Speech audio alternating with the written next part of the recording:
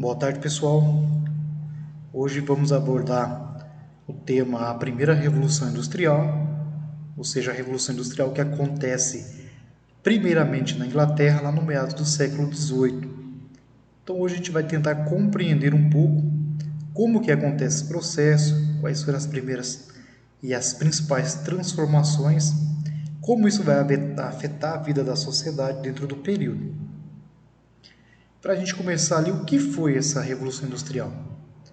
Então, podemos afirmar que foi um conjunto de transformações técnicas, econômicas e também sociais, caracterizadas pela substituição da energia física pela mecânica, da ferramenta pela máquina e da manufatura pela fábrica. Então, a gente vai tentar entender hoje como que era a produção artesanal, a manufatura, a maquinofatura, toda essa evolução dentro desse contexto da Revolução Industrial.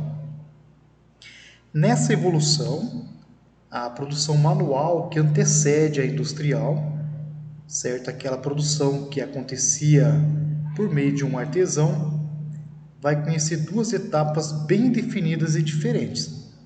Tá? Esse processo vai anteceder e é um dos responsáveis pelo desenvolvimento do capitalismo. Então, essa primeira etapa é o artesanato. Essa etapa faz parte do contexto lá da Baixa Idade Média. Como vocês sabem, do século V ao XV vivíamos a Idade Média.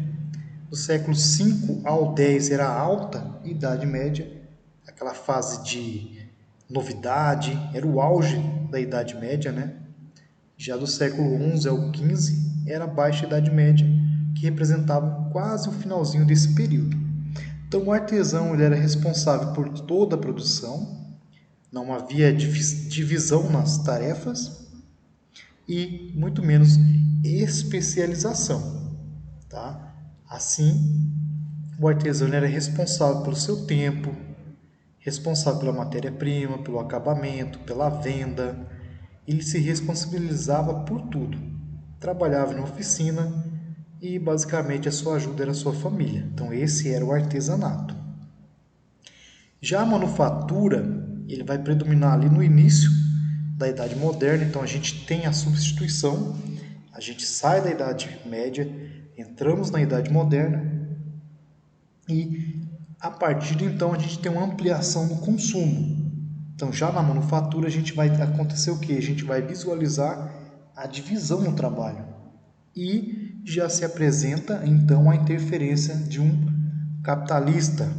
Esse capitalista ele acaba comprando a matéria-prima, ele passa para aquele artesão e esse artesão acaba perdendo um pouco da sua autonomia.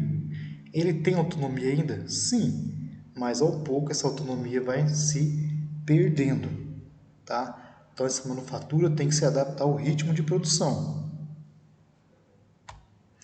Já a maquinofatura vai se caracterizar pelo regime das máquinas. Então a gente já tem a figura do empresário e vai ser um dos pilares da Revolução Industrial. O trabalhador já estava submetido ao regime de como funcionava essa máquina e o empresário tinha gerência total. Então toda aquela autonomia que o artesão já começou a perder lá atrás, no artesanato, na manufatura, e agora a gente chega na maquinofatura, ele finda, certo? Então a gente vai ver algumas inovações, algumas novas tecnologias e tudo isso que foi surgindo no período vai ser utilizado para aumentar o lucro, aumentar a produção e reduzir custos. Então, se baseava toda a utilização no uso do carvão, do ferro e, principalmente, usando-se isso para a utilização, para a fabricação de tecidos. Algumas das invenções da época que vão facilitar na Inglaterra essa produção era a máquina de fiação, máquinas a vapor, a descarbonização do ferro fundido, tear mecânico, A gente vai observar também embarcações a vapor, locomotivas que vão encurtar distâncias, vão fazer com que esses produtos cheguem a mercados cada vez mais distantes, certo? Então, são essas circunstâncias que fazem surgir a pergunta: por que Inglaterra? Por que a Inglaterra foi a pioneira? A gente sabe que a Revolução Industrial, posteriormente, chega a outros países da Europa, até mesmo aqui na América e nos Estados Unidos, mas, de fato, a Inglaterra foi o pioneiro, ou seja, foi o primeiro país a alcançar isso. O que explica isso é justamente uma revolução, um regime que era liberal, com a burguesia no comando. A gente pode citar aqui também o processo de cercamentos, onde toda a mão de obra que era utilizada no campo, ela acaba sendo dispensável, digamos assim. Esse processo de cercamento, ele acaba com as terras comunais, fazendo com que essas pessoas do campo venham para as cidades. Então, se lá na Idade Média a gente observou um êxodo urbano, agora na Revolução Industrial a gente tem um êxodo rural. As pessoas saem do campo e vêm para a cidade para procurar trabalho. Então, procurando trabalho na cidade, a gente vai ter mão de obra abundante. Já tínhamos na Inglaterra ricas jazidas de carvão, né, que era a base, que era o combustível dessa revolução. Progresso nas ciências aplicadas, então próspero comércio colonial e a infraestrutura naval e a burguesia empreendedora com vontade de financiar e lucrar com isso. Então isso explica o pioneirismo inglês, né? Então temos ali uma política econômica liberal. Então, antes da liberação econômica, as atividades industriais e comerciais estavam cartelizados pelo rígido sistema de guildas.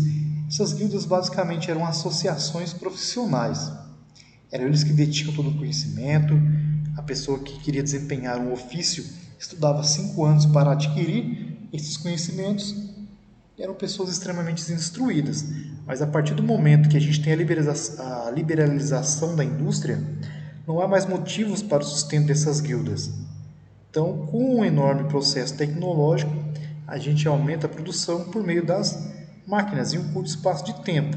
Então, soma-se a isso as reservas de carvão mineral, as reservas de ferro e, principalmente, eu gosto de enfatizar, é a mão de obra disponível. Esse processo de cercamento, ele acaba com as terras comunais, certo? Aquelas terras que eram de todos. Há um processo que vai cercar esse território para criar principalmente ovelhas para se utilizar na produção têxtil. Então esse trabalhador no campo não tem mais trabalho, ele precisa procurar um meio de sobreviver. E a solução para isso foi sair do campo e vir para as cidades, certo? Então a gente vai ter um processo novo na mentalidade desse homem. Essas cidades cada vez mais cheias, mais poluídas, muito mais violência, vícios, e vão se submeter a jornadas de trabalho exaustivas, vendendo sua força de trabalho, trabalhando muito, ganhando pouco. Essa vai ser a situação. Vai surgir um fenômeno social que é a multidão. E também a acumulação de capital, né? A grande quantidade de capital acumulado durante a fase do mercantilismo. O mercantilismo é aquela fase das grandes navegações em que se media a riqueza de uma nação através do ouro e da prata que a mesma tinha em seus cofres. Então a Inglaterra lucra muito com isso e todo esse lucro vai ser o combustível para financiar essa revolução industrial. Então, nesse novo modo de produção, a gente tem uma separação entre trabalho e capital. Como assim, professor?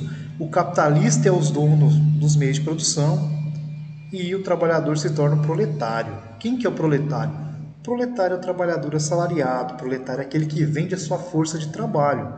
Então o trabalho agora é uma mercadoria que o trabalhador vende em troca de um salário. Então a gente tem um declínio da produção artesanal, daquela produção em larga escala agora é feita pelas fábricas. Então a gente tem um aumento da produção, barateamento dos custos, então é mais fácil o acesso aos bens de consumo, a produção para um mercado desconhecido, se faz necessário, então os trilhos, as ferrovias, as embarcações. Então a gente tem uma concentração da produção industrial em centros urbanos, a gente pode destacar Londres, né, que vai aumentar sua população de forma significativa devido justamente a essas indústrias. Então a gente tem um surgimento das classes operárias, das pessoas que vendem sua força de trabalho, eles vão se concentrar cada vez mais nesses centros urbanos, aos arredores dessas fábricas para poder se locomover e já trabalhar.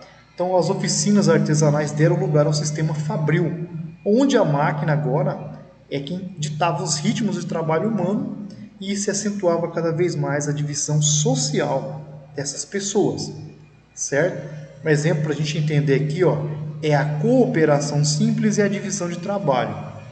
Nessa imagem a gente vê aqui, ó, a senhora lava, enxuga e guarda. Lava, enxuga e guarda. Já na divisão de trabalho, combustível da Revolução Industrial e o capitalismo, uma apenas lava, a outra enxuga e a outra guarda. Mas para que isso, professor? Justamente, se a pessoa lava, enxuga e guarda, ela ganha mais. Agora, se eu consigo dividir o trabalho, uma somente lava, outra só enxuga, outra só guarda, o salário cai lá embaixo, eu pago bem menos. Porque o objetivo da Revolução Industrial, o objetivo do capitalismo é justamente o lucro. Produzir muito mais, gastar muito menos, pagando um salário pouco. E essas pessoas que saíram do campo, vieram para as cidades, se tornaram mão de obras abundante, mão de obras baratas, sem qualificação. Então formaram um exército de reservas. Você não quer receber isso? Sai e vai entrar outra pessoa que vai aceitar aquele salário. Então essa produção em larga escala, dividida em etapas, distanciou cada vez mais o trabalhador do produto final, já que cada grupo, né, cada pessoa fazia um trabalho diferente dentro desse contexto. Então o proletariado urbano, aqueles trabalhadores que viviam nas cidades, formaram uma classe bem definida que estavam submetidas às péssimas condições de moradia, de trabalho, com salários ruins, com jornadas extensas, acidentes de trabalhos e principalmente sem leis trabalhistas. Para se ter ideia aqui, ó, em 1780 se trabalhava em torno de 80 horas semanais, 67 em 1820, já em 1860, 53 horas por semana, era muito.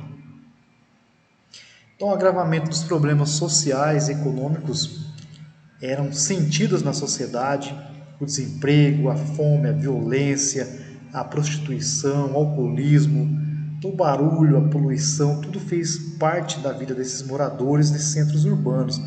Viviam amontoados, se alimentavam à base de batatas. Tá? O desenvolvimento das ferrovias vão sim absorver parte desses trabalhadores, mas o restante ali vão ter que começar o quê? Disputar o mercado de trabalho também com mulheres e crianças que ganhavam muito menos. Então o medo do desemprego, né, a violência fazia parte das relações da época. Sem leis trabalhistas, se você cortasse uma mão, um dedo, você era trocado e não recebia nada por isso. Então essa era a realidade desses trabalhadores do período. Uma imagem que ilustra bem esses bairros operários. A gente vai conseguir observar nesse período bem a distinção. Bairro dos proletários, aqueles que vendiam sua força de trabalho, e os bairros mais ricos, que eram daqueles que eram os donos dos meios de produção, ou seja, dos empresários, dos capitalistas.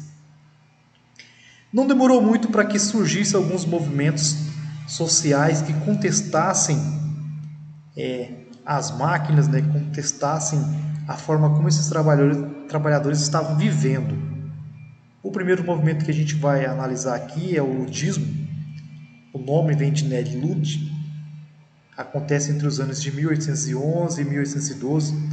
Essas pessoas vão ficar conhecidos como os quebradores de máquinas, porque eles entravam nessas indústrias e quebravam as máquinas, porque eles achavam que eram essa máquina que estava substituindo a mão de obra humana. Então, eles achavam que esse era a raiz do problema, mas a gente sabe que não era isso, né? O que estava acontecendo é que eles estavam sendo explorados pelo capitalismo, mas na visão deles da época, o problema era as máquinas. Então, quebrando as máquinas se resolviam isso. A gente sabe que não funcionou muito bem. Há uma charge que ilustra bem o que o professor acabou de falar. Está vendo? Os ludistas quebrando as máquinas dentro do período, lá no início de 1811.